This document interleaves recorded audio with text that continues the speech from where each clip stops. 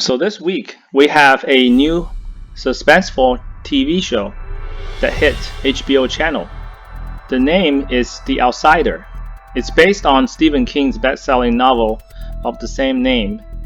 I will spare you the synopsis of the book, but I read it, and I can tell you so far, the film story progression is pretty close to what was in the book, although the TV show seems to progress a lot faster. With still 8 episodes left in the season, and each episode being an hour long or so, I believe the show is going to expand upon the story from the book quite a bit. Around 5 p.m., Parker, the average Joe from the city, took his dog to the park for a walk that they do every day. However, when they walked across the parking lot, the dog picked up the blood-stained smell on the door of a white van. The dog then led Parker through the woods, where they eventually stumbled upon the mutilated body of Frankie Peterson. They then reported this to the police, and Detective Anderson took over the case. After learning from Frankie's school teacher, who saw Terry Maitland picked up Frankie in the white van around 3 p.m. local time, the police proceeded to arrest Mr. Maitland in front of everybody who came to watch his Little League baseball game. Note, Terry Maitland is played by Jason Bateman, who is also the director of this TV series. While having Mr. Maitland in custody, Detective Anderson then collected witness statements separately from 3 other people. The second witness is Junie, the young girl who saw Mr. Maitland in the bloody clothes by his van that same afternoon, presumably well before 5 p.m. The thing is, Terry was seen driving away from Junie from the parking lot. This tells me that he probably came back afterwards, because Parker with his dog spotted the same van parked there around 5 p.m. The third witness is Claude Bolton, who is the local strip club manager. He saw Terry Maitland in a bloodied jacket in the club shortly before 8 p.m. After Terry changed off his blood-stained clothes, he was seen by the fourth witness, Willow, the cab driver, around 8:30 that evening.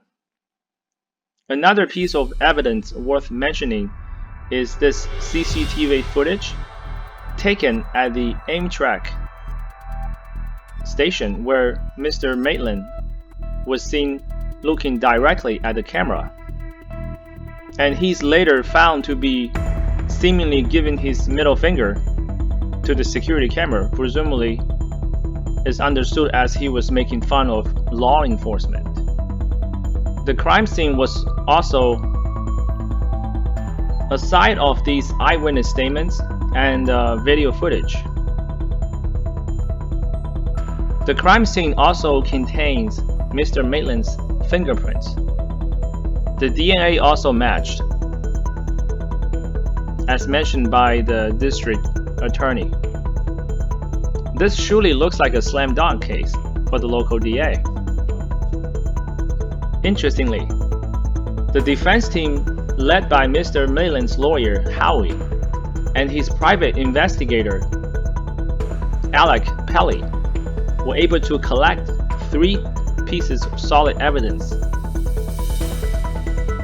First, they have the video footage of Mr. Maitland, who told the police that he was at Cap City attending a conference for secondary teachers on censorship at the Badcock Hotel. Second, they have the hotel gift shop attendant confirming that she saw Mr. Maitland in the shop on the day of the conference. Third, they were able to match the fingerprint of the book that Mr. Maitland touched in the gift shop. Because of these conflicting evidence, the show slowed down as the progression of the case has hit a roadblock. Then we saw two interesting conversations, one between Detective Anderson and his wife, Jeannie, during which we learned that their son Derek, who died of cancer earlier, but Mr. Anderson still seemed eager to search for some kind of justice for his son.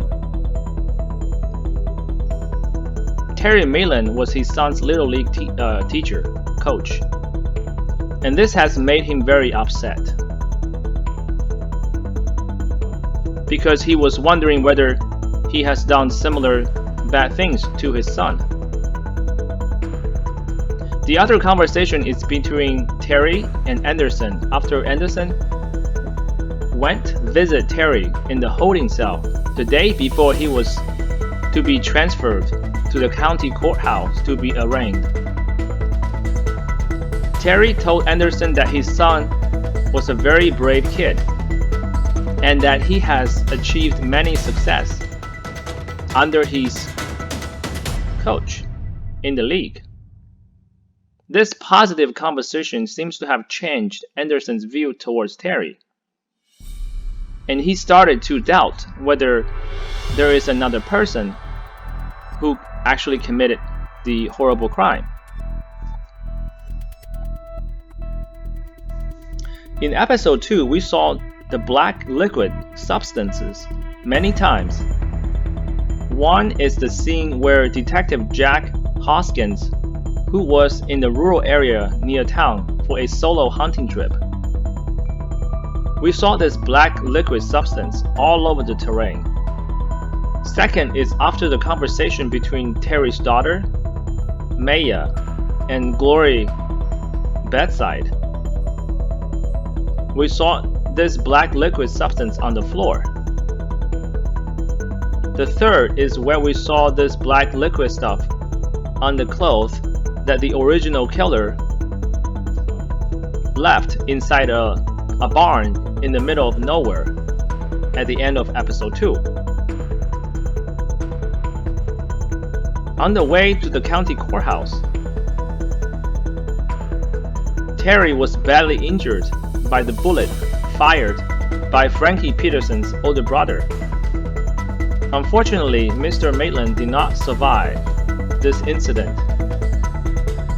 Ironically, Frankie Peterson's older brother was shot and killed by Detective Anderson at the scene.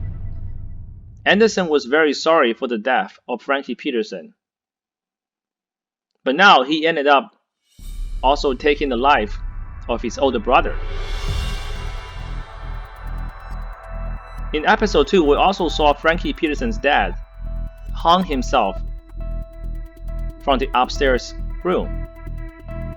It looks like the Petersons family is all wiped out except the mom, who we don't know the status of by the end of episode 2.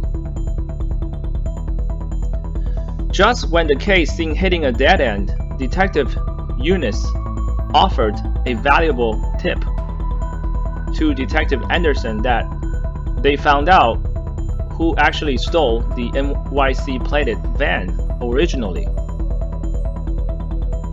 It turns out it is some kid who has been on the road for months, boosting cars and ditched them for others. But the interesting thing is, the kid was last known ditching the van in Dayton, Ohio, where Terry and his family has taken a vacation back in August. The two later drove together to Chattanooga to a foster home where the kid is to get some details straightened out. They learned that the kid left the van on August 6th, the Ash Wednesday, in the parking lot by the restaurant Big Daddy's Hungry Q. And this timeline overlaps with the Maitland's vacation stay in Dayton, Ohio, which is until the 7th. Later that evening, Detective Anderson went to Maitland's house to ask about their vacation stay in Dayton, Ohio. He learned from the daughter Maya that his dad, Terry Maitland, actually got a cut from visiting Grandpa, presumably in a hospital. Specifically, he grabbed a nurse's hand as he fell down on a wet floor, presumably with the black liquid substance that we have seen earlier in the episode. And Maya mentioned that this nurse is actually a man. Is there some kind of shady dealing that went down while the Maitland was in Dayton, Ohio? I hope we find out soon. Thank you for watching my video. I hope my analysis has made your viewing experience of the show a little bit more pleasant. Please like and subscribe. Thank you.